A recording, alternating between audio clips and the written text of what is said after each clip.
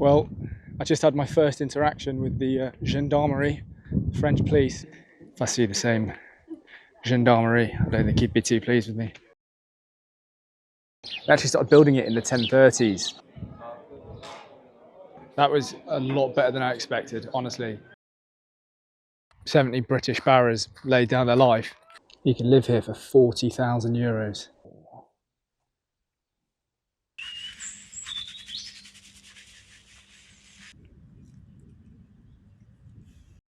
Well, I've managed to find parking in Rouen, but I'm not sure exactly how and where to pay.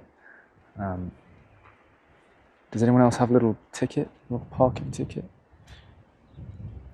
No. Does that mean it's free? These people do all have something in their car, though. We'll risk it.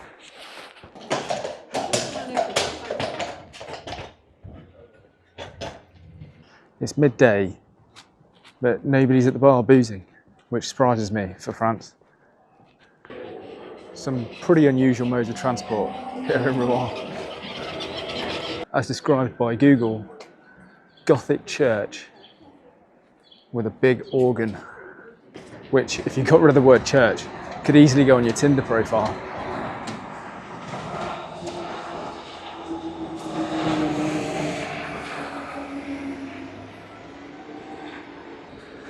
Let's see if we can have a look inside. Don't want to get too sidetracked.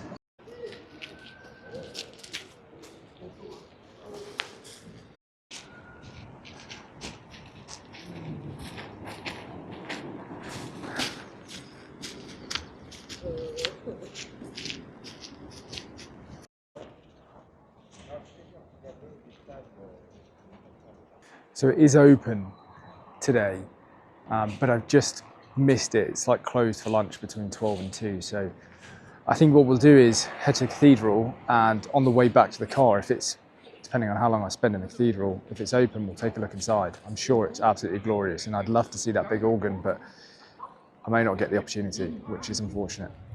Serves me right for waking up late, I suppose. Look at this. I wasn't joking when I said these people have some really unorthodox methods of transport. But it's the smallest car I've ever seen.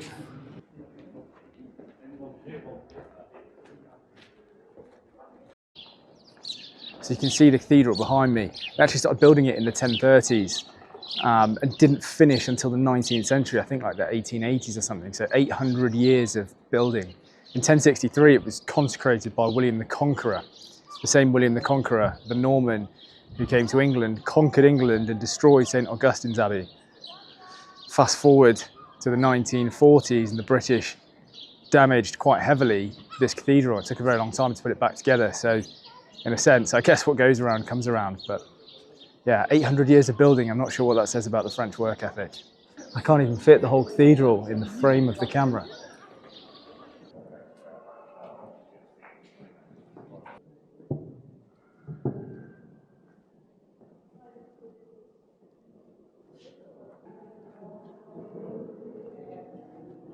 It's hard to give a sense of just how enormous this cathedral is.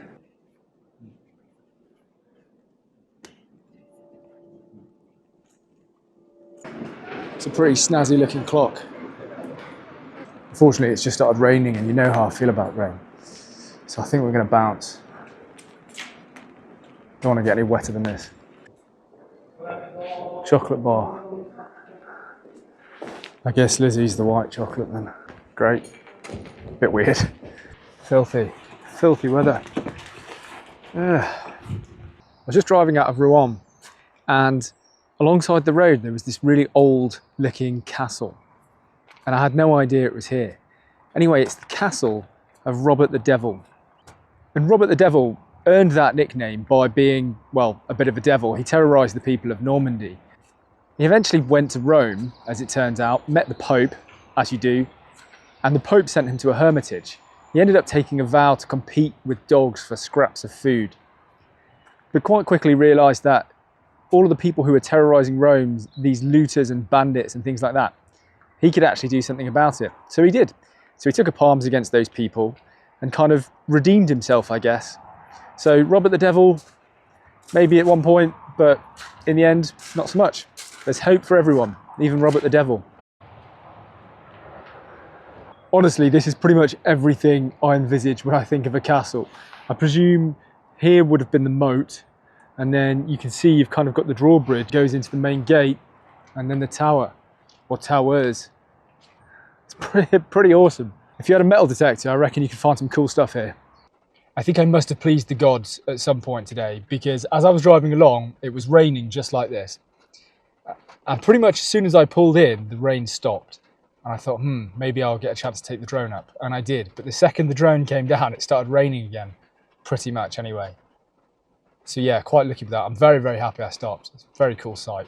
The plan for today has changed a little bit. I was going to go to the abbey, but I'm not going to make it in time. So instead, what I'm going to do is go to Merville Battery. It's a really famous battery of guns, artillery guns. So I've made it to Merville Battery. I thought it closed at like 16:30, but it looks like it closes at 6:30. So I've come in. The reason I've come here to Merville Battery, again, it's not the first time I've come. I actually came previously with the army.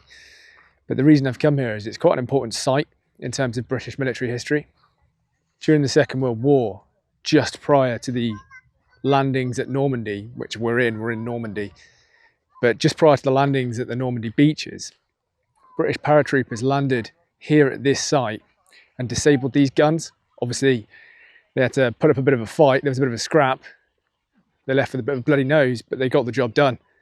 Let's go look at some guns, or some cannons, if you're American. So this is kind of what we'd call a light gun these days, although obviously it's not that light. The difference being, this howitzer is 144 millimeters. So the size of the projectile is 144 millimeters, whereas our modern light guns are 105 millimeters. This isn't self-propelled, so you can see on the back you need to attach it to something to drag it along, put it in position and fire it. Alternatively, if you've got some fit, healthy young men, they can drag it along themselves, which has happened many, many a time. I've done it myself. It's not a particularly fun task. Oh, just my luck. As soon as I get here, as soon as I come in, rain. Oh well.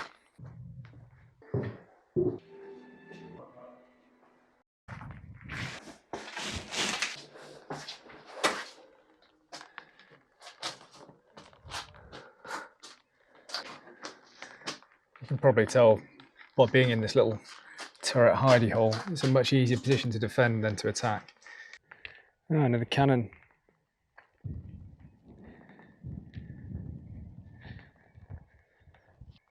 This would be a great place to try and get some drone footage, but unfortunately the drone isn't waterproof and it's a little bit soggy, or I'm a little bit soggy, and it's raining. I'm doing a bit of a speed run through here just because I've been before. I think she'll be surprised when I come back through 10-15 minutes after paying €10 to come in.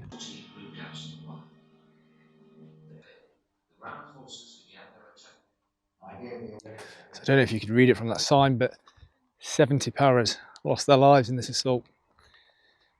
So when I described it earlier as a bloody nose, yeah, it was a little bit worse than that.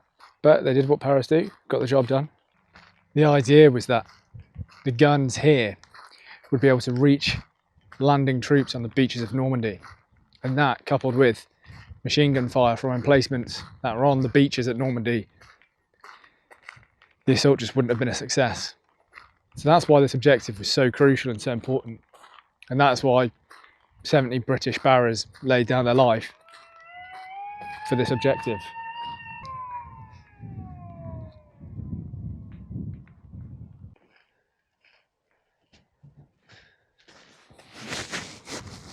This is a C-47 aircraft, the same one that was used to drop the paratroopers here at Merville Battery for the assault. I don't know how close you're allowed to get to this thing. So in here obviously is where all the paratroopers would have been prepared to go for a static line jump, and then they'd just tumble out one by one.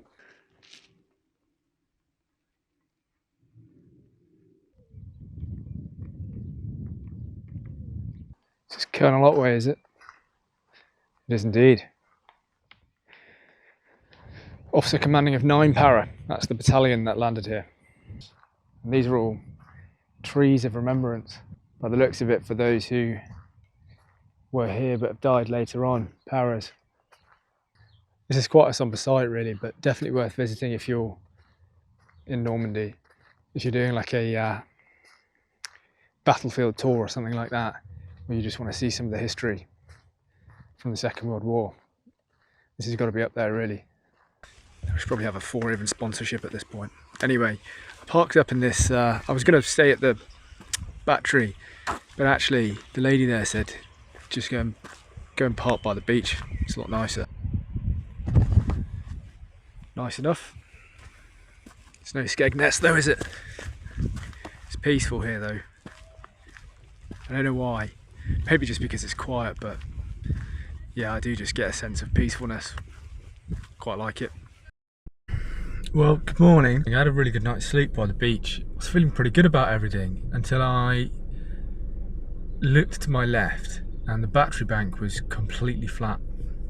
Obviously it's the second time that's done this to me, so yeah, so I've lost quite a bit of confidence in the Bluetti at this point. Yeah, anyway, whatever. I've got quite a bit of time before I need to get to the abbey that I'm going to see later. In the meantime, there's a camping site which is just down the road, so I think I'm going to go and check that out. Hopefully I can do some washing, get a shower, maybe even a little shave. I don't want to stay there overnight, obviously, because I'm heading south, and also it's like 28 euros, which I guess if you're in a family of 4 is probably fine, but yeah, if you're by yourself in a car, it's not that great. So we'll see if we can get away with this. I'm dreading like trying to communicate in French, and it's only going to get worse because I know no Italian, Greek, anything. So, but hey, well, let's give this a go.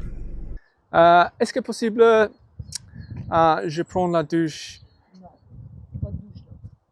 Yeah, I don't know how well the audio of that came through, but I got the vibe immediately. That's why I sort of put the camera down, because she was just sort of staring at me through the window. Anyway. Right, I'm getting out of here. Yeah, I've got like 1% battery on the battery pack.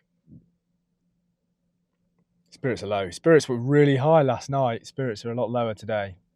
Okay, so I think I found on Google Maps by the beach a set of public showers. So I'm going to try and get there. It's 20 minutes away. Oh, why it's so busy. It's a Sunday, I guess, but. So this is Pegasus Bridge.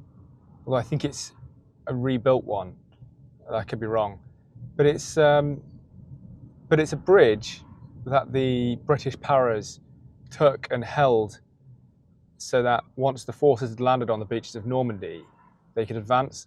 They weren't allowed to let the bridge be destroyed, and there was obviously a big battle here. Lots of gliders came in, and it's kind of like a big drawbridge. You'll see it in a second.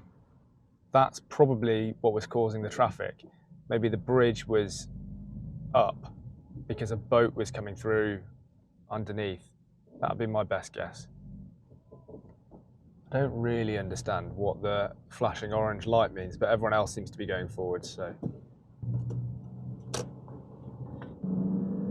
This is what it's like to drive a Honda CR-V, if you were ever wondering. I've just come to the French supermarket. Reason being is I'm going to get some shower gel. I've got like shampoo, but I don't have any shower gel, and I need to get some washing tablets as well, so that if I ever manage to find a washing machine, I can use it.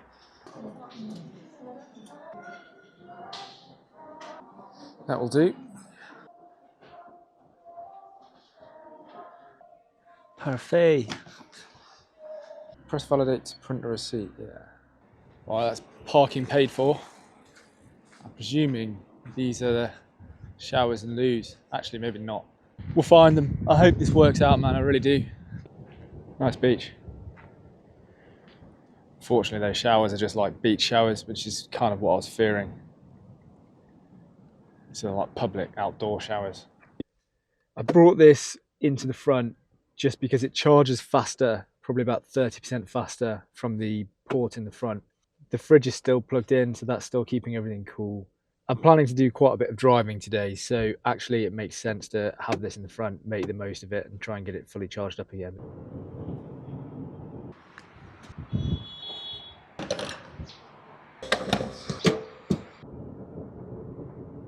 Well, yesterday I may have pleased the gods into making the rain go away so I could get the drone up.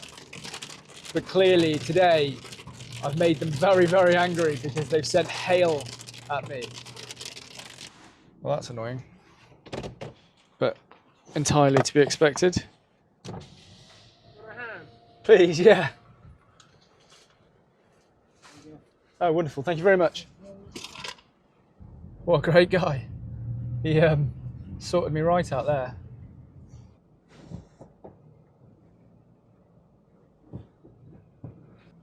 And that, in the distance, which hopefully you can see, is why we're here. I have to confess that unlike Rouen Cathedral, I don't know anything at all about the history of this abbey. To be quite frank, I just saw a picture of it on Google, and when I saw that, I felt like I had to come here. And I think as we get a little bit closer, you'll see what I mean. Well, I just had my first interaction with the gendarmerie, French police. Luckily he spoke English, so it wasn't too bad. He just told me, I was flying the drone, and he just told me it's a red zone, which I didn't know, and to bring the drone down, that you can't film with the drone here. I was kind of taking a risk anyway, because obviously it's sort of over the sea area, and if I'd had another one of those hailstorms, I'd have been 800 quid poorer.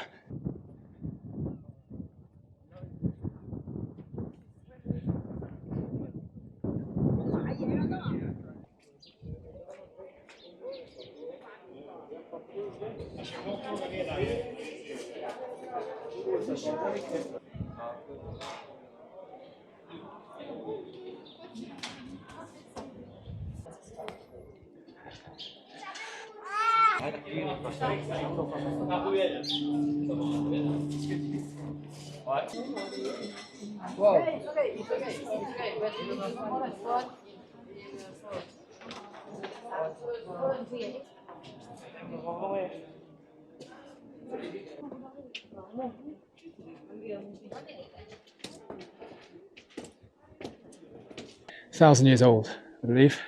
I think I just walked up 1,000 steps as well. Definitely losing my fitness. Another set. I feel like Rocky Balboa.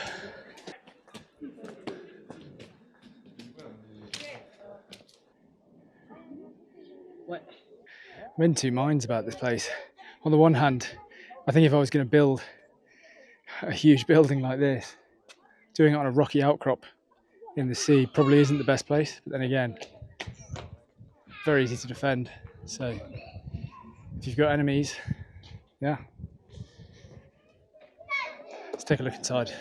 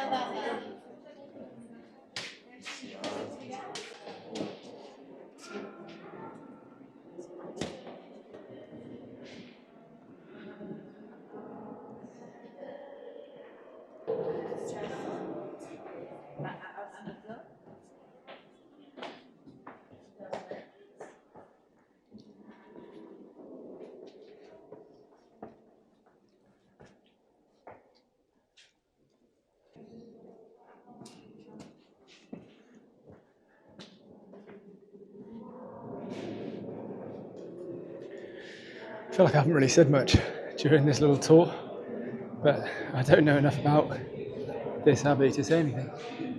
It's glorious, but I don't know what to tell you.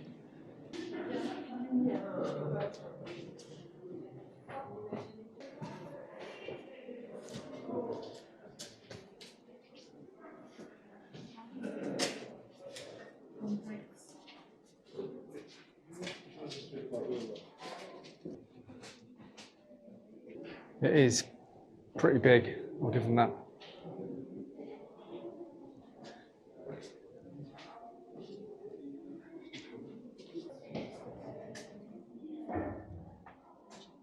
Oh dear. It's so thin. Yeah. The floor. There's a hole.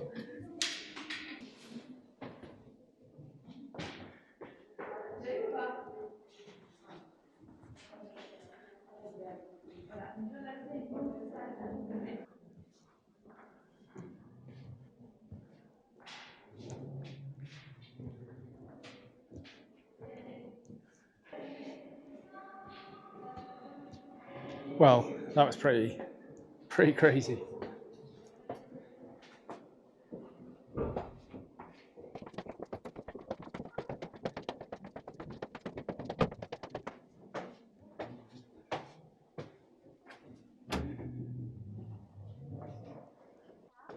I'm happy to be going down these steps than up them.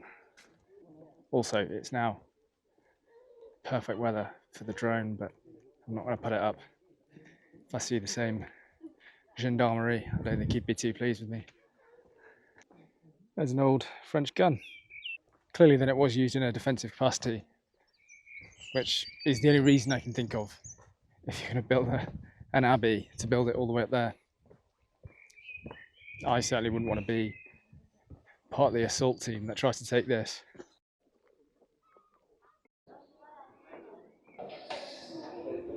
That was a lot better than I expected, honestly. Even though it's been a slightly frustrating day, I'm very, very glad I made it here. And this is just a stunning place as well. The whole little island is just amazing.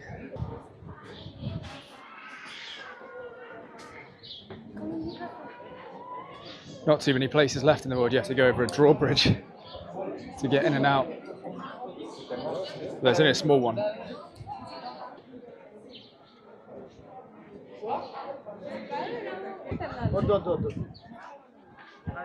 I'm so glad that I came all the way over here on the east of France to see this. That's just blown my mind a little bit.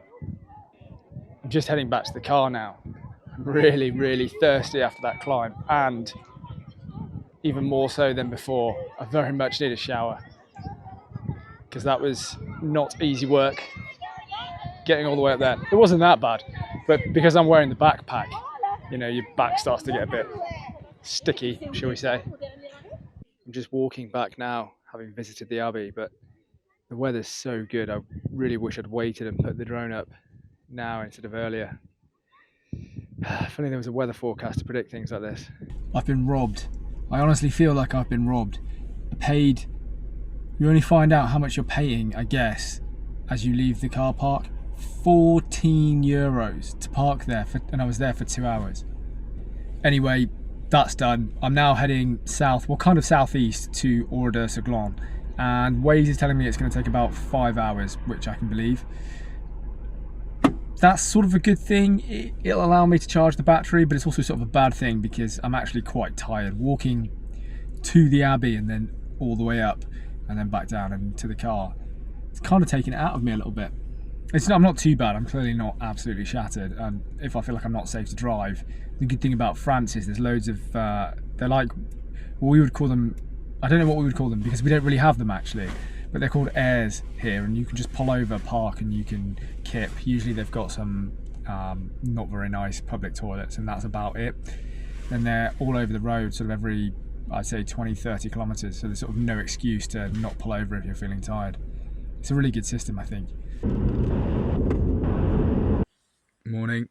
I didn't make it to Oradur Sur Glane. It's like a 5-hour drive from where I was. I got about 3 hours in and felt like I had to sleep, so that's what I did. I'm kind of parked at the top of some town, I think, on an aerodrome. Hopefully I'm not on the airstrip itself. I don't think I fully appreciated that view last night. Anyway, I think it's time to get up. It's like 9 AM. I think I'm going to try and find a public laundrette today as well. There must be one nearby. In fact, I'm near a town, so maybe there's one there. Hopefully Google can help me out. I've still got probably 3 or 4 days worth of clean clothes, but I'd rather just stay ahead of it, I guess, and like keeping showered. Although I aggressively wiped myself down with baby wipes yesterday. They've got like small amounts of soap in them and stuff, and you'd be surprised how clean you end up feeling. So, oh, that's enough of me jabbering on. Let's go and do something. For the first time I'm going to sample a bit of fine French cuisine.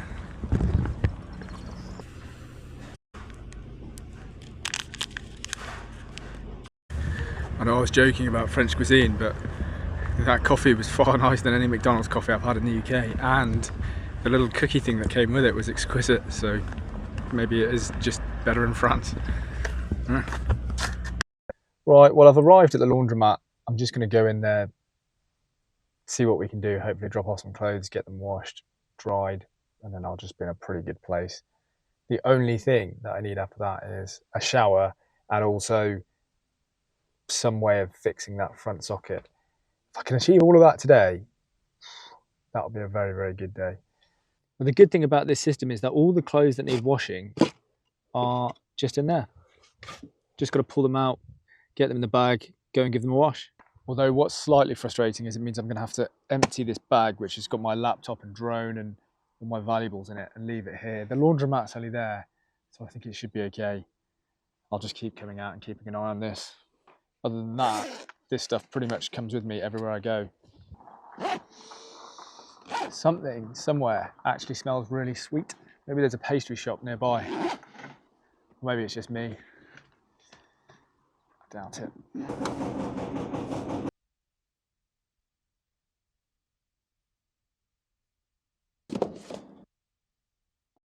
You can't tell me that this isn't good footage. Well, that was a successful operation. Managed to get some clothes washed. Don't have to worry about that for a week or so now. A little Citroen Jumpy. What on earth is coming out of the back of that van? I don't know what that is up ahead, but I very, very, very much want to go and take a look. Right, we're going to ignore the sat nav. We're going to hammer a right here. Looks like they're still building it.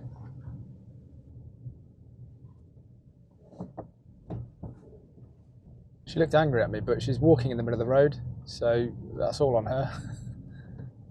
I'm going to try and find a way to get a look at that castle. It just looks really interesting to me. We probably have similar castles in the UK and I've never noticed them, but they're just everywhere here. It's amazing. This is just your average town in France, but I don't know, there's something quite charming about it, isn't there? I like it. Maybe just because it's different.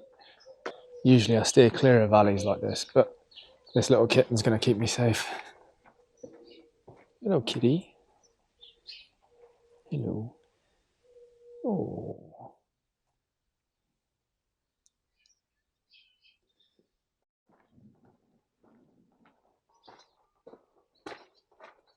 A little bit of Wikipedia research tells me they first started building the castle in the 10th century, but the building that's there at the moment is from the 13th century, so 1200s.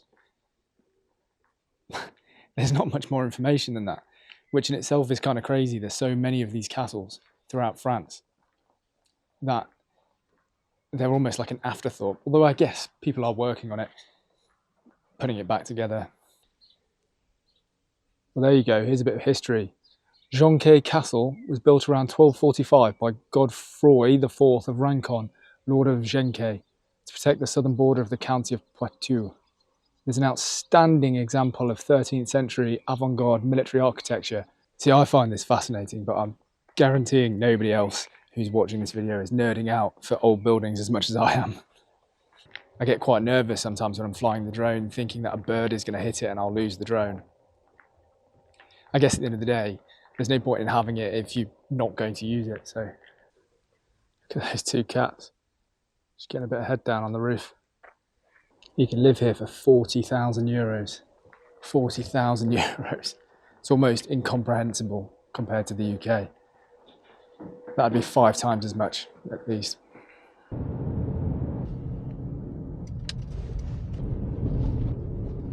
Closed for visits. So this is an abbey. I saw a sign for it on the road, so I just thought, yeah, why not? It's only a mile down the road. I'll come and take a look, but unfortunately it looks like it's closed. It's the Abbey de la Rue. If you're curious, maybe it'll be open if you come here. Well, I've given up looking for a shower, so I'm just going to take one myself. If a car comes behind me, that will just be excruciatingly embarrassing.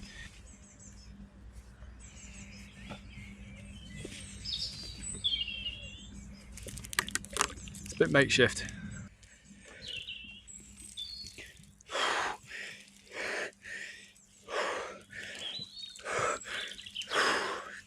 Bit of cold water shock. This is the weirdest shower I've ever taken in my life.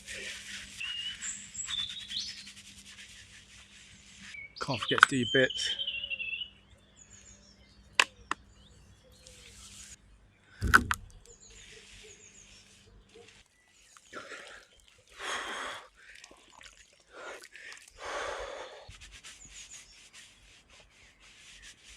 I'm gonna get some underwear on as quickly as I can. I've got just a bit paranoid that a dog walker's gonna come. Oh, fully dressed again. Not the best shower I've had. Definitely the strangest.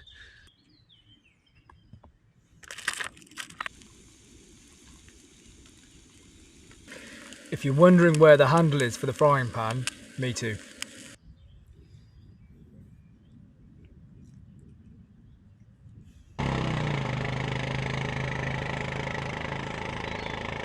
I'm glad he didn't come 15 minutes ago. He would have had quite the surprise.